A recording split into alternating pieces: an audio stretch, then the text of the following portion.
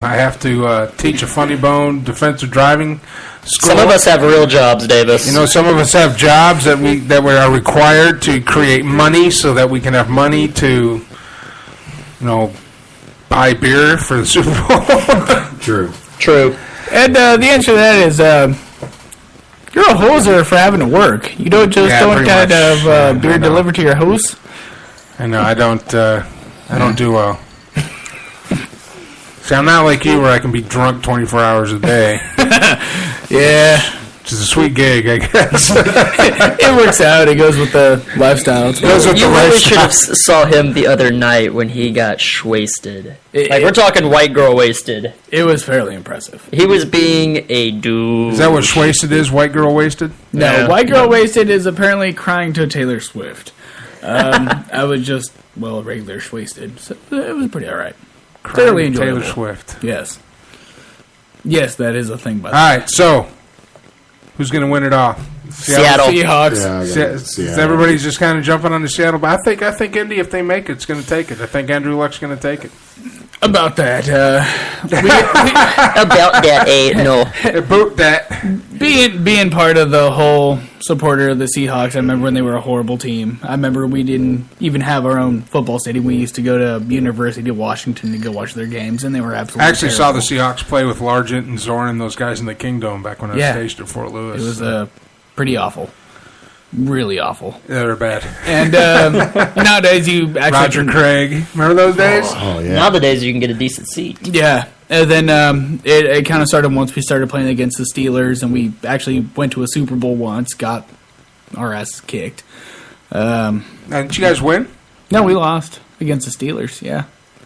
I thought Seattle won a Super Bowl. No. We won last year's Super Bowl, but before that we went to the Super Bowl, lost to the Pittsburgh Steelers. Oh, that's right. Yeah. Terrible call, from my point of view, because I don't like the Steelers. But, after that, we actually developed into a real team that everybody can actually like, and I think we actually have a pretty good chance this coming couple of years. If I'm not think mistaken, there's a dynasty up there? There can be. The problem is it's only going to last so long just because the fans are going to become interested in something else. And I don't know. They got a pretty good fan base up there. They do, but a lot of them are a lot of fair weather fans. Pretty big downside. Once Seahawks start doing bad, they're going to be looking at the Green Bay Packers and, kind of what we do. Yeah. You know what happens. But you think Seahawks... I think Indy's going to... If Indy wins... I think Indy takes it all. I think the collection of talent on Seattle is greater than any one thing that necessarily Andrew Luck can do. Andrew Luck's great, but the whole of Seattle is better than just the parts of Indianapolis, if that makes sense. Like those linebackers. Well, I got to pick the underdog because I'm a Lions fan. So and I would not be upset if they did. I just think that, especially on defense, the amount of talent that they have across the board for Seattle is just overwhelming. Oh, yeah, like the interception they had against Cam Newton. That was nuts. No, it was like right because I was rooting. Talk into the mic. What are you doing, man? I will say, during the game, I was rooting for Carolina, and they were pulling through, but then that interception right there at the very end, we were just sitting up at the bar, and one of my coworkers is a diehard Carolina fan, and he just kind of put his head on the table, and I was like, you look like my friend Mike. He was pissed when the Lions lost. He just had his head on the table. He's like, why would you do that? But if you have to rely on Boom Herron as your running back when he's already fumbled the ball like 3 times in the playoffs in like 2 games or something like that, I just think that they'd shoot themselves in the foot. Like, I know paper matchups, I know you hate that, but Earl Thomas versus T.Y. Hilton, Earl Thomas all day. Cam Chancellor on not Vontae Davis, Allen Davis, what's his name? David Allen, the big tight end they have. Uh-huh. Cam Chancellor all day. Wagner all day. Richard Sherman on Hakeem Nicks or Reggie Wayne. I mean, you got to give that to Richard Sherman. I just think they'd just shut him down. It would be like, I think no matter who they play, I think it's going to end up being just like last year's Super Bowl. It's going to be super embarrassing because they're not going to be able to move the ball and they're just going to hit people. They're going to out physical. So, do you think that the NFC now holds that edge that it had in the 90s or the 80s? when basically every year, no matter who the AFC sent to the Super Bowl, the NFC had already won it? I think it's leveled out. Definitely, I'd say the playing field is leveled, but it's not like in necessarily how it is in basketball, where the West is just dominant, and then there's like 2 teams in the East that are actually okay, and then how many teams does the NBA have? Like 60 teams now? Not I don't know. I don't watch basketball. Yeah. And they have like a 2-week regular season and then a 900-week. No, it's 82 games for a regular season, and then like 3.5 months of playoff basketball. God. Yeah, about that. That'd be kind of cool if they did that. Yeah. It's definitely drawn out, but you get to see it's for like the one thing that's great about I guess playoffs in general is you get to see teams that you never get to see play all the time. Because the NBA is up next. I mean, that's what we'll be talking about coming through the winter. And See, my question is, you talk about the NBA, but why won't we be talking about hockey?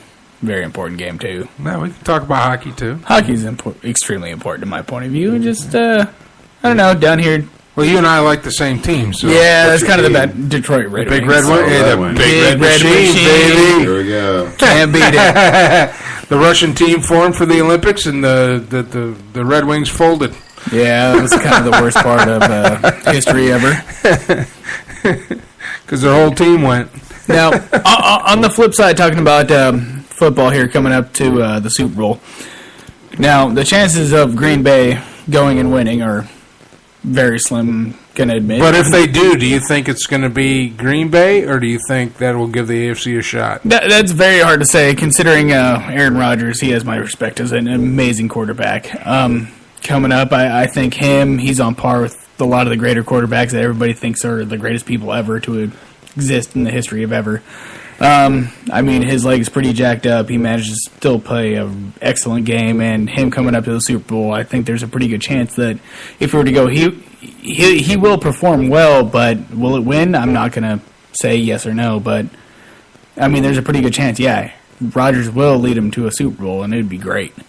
And there's always You just that hope chance. it's not this weekend. Yeah, absolutely. I mean, Yeah, well, Rodgers has the highest quarterback rating in the history of football for a career throughout all time. So, like, for a minimum amount of games, he's the highest rated quarterback ever in football for a career. It's like 107 or 8 or something stupid, but that's for the entire time he's been playing football. He already holds the record for the highest career QBR, like old standard and new standard. Wow. I mean, he had 30-something touchdowns, like 3-4. How long was he behind Favre? 3 years. Favre. But that was good. He used to hold the ball really goofy. He was he had Marshawn Lynch, who he used to hand the ball off to when he was at Cal. So they'd just sit there and hand the ball off and run it. Deshaun Jackson was there for a little bit. He had him as a receiver. So it was just kind of like big play stuff. But then he got to hang out, like kind of learn how to not play quarterback at the end of your career by watching Brett Favre, and learn how to like go through his progressions and just not like gunsling it all the time. That's why sometimes he does make those throws, but he's smart about them and he completes most of those throws, like that roll out to the left on one leg in a tight window. Brett Favre would throw that all the time and not be moving. He would just stand there and sling it, and it would get intercepted like 9 times out of 10. Yeah.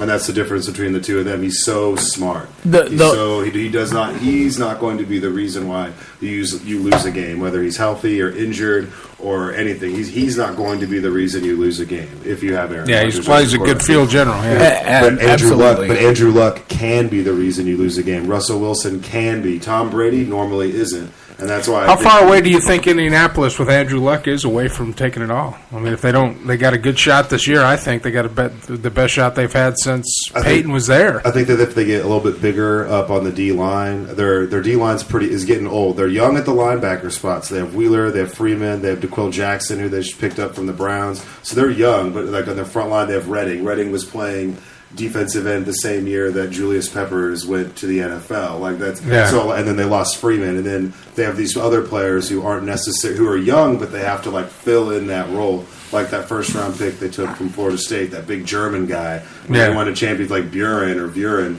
He's super, super good, but he hasn't developed, and they need their young talent to develop to turn that corner and be super, super dominant. That's what happened with Peyton Manning. They had Harrison, then they got Reggie Wayne, then they had Dallas Clark, then they had Saturday, and they put together all these pieces that panned out and played for forever. I think that people want to play there, and I think that they have the money because they're smart, and they were so bad.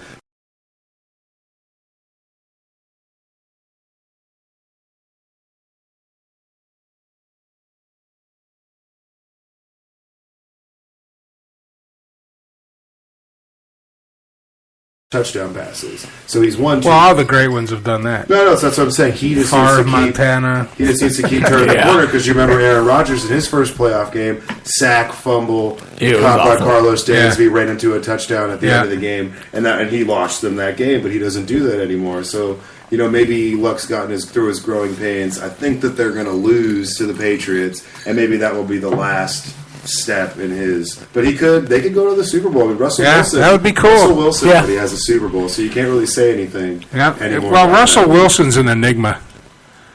Well, he's like Ben Roethlisberger. Roethlisberger had Antoine Randall, Hines Ward. Think about that team he had with the Super Bowl. And again, you want to put it on all those guys, but they can only do so much. No. Russell Wilson he's small, he's fast. And what I notice about Russell Wilson is that he has the ability to assess everybody around him and then bring the best out of everybody around him.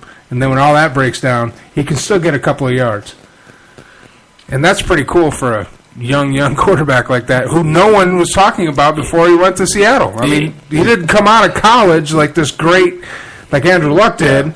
I mean, he was taken in the second round? Well, but I mean, if you he holds like almost every single passing record at NC State, and then he went to Wisconsin, and then when he was at Wisconsin, they won the Rose Bowl that year. So I mean, he was already like smart. Like he just went to extra school because nobody knew who he was. Yeah. But he holds like all-time Big Ten and ACC passing records. But when you play for a Wisconsin, that's a system. True, but I mean, when you play for UNC, when you play for NC State, who gives a crap about NC State? I mean, they don't even, who cares? Well, I mean, you got to think two of the best quarterbacks in the league. Are we off the air, or are we just? I think it just went still up. Ah, see, look. For those of you listening right now, you can see what we all look like and how fantastically awesome we look. If you go to Ustream, type in Armed Radio, and then you'll see me and Huggy Bear and Danger Davis and Mike's off to the side there. Yeah, I'm barely in here. And if you have smell-o-vision, you can smell Mike.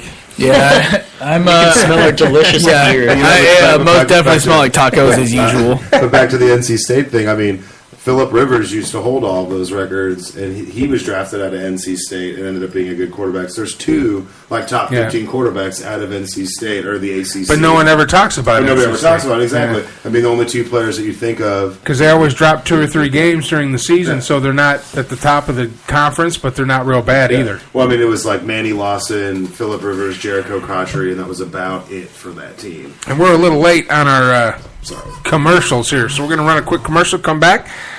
We got Huggy Bear and Danger Davis in studio with a really very attractive young lady sitting in the corner, and I don't know why she's not on camera yet. I feel like our ratings. Ooh, calling you out. Calling you out. Patty, let me switch spots real quick. All right, stick around. We will be back after these messages. I'm Mike Allen. This is the Armed Radio Global Network, and you're on the air. We're about to see what they're doing.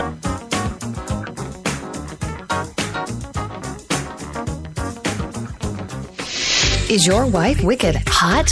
Or is she just cold? Do you just want to take a hot shower? Call Savino Mechanical for all your heating, hot water, and cooling needs. Savino Mechanical has been servicing Greater Boston and Southern New Hampshire for over a quarter century. Quality 24-hour service, reasonable rates, satisfaction guaranteed, licensed and insured. And remember, at Savino Mechanical, we are not comfortable until you are.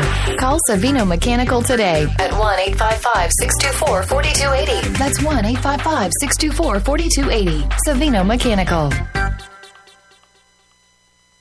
Route 106 Motors is the home of fine pre-owned vehicles. Experience a no-pressure sale with a family-friendly atmosphere.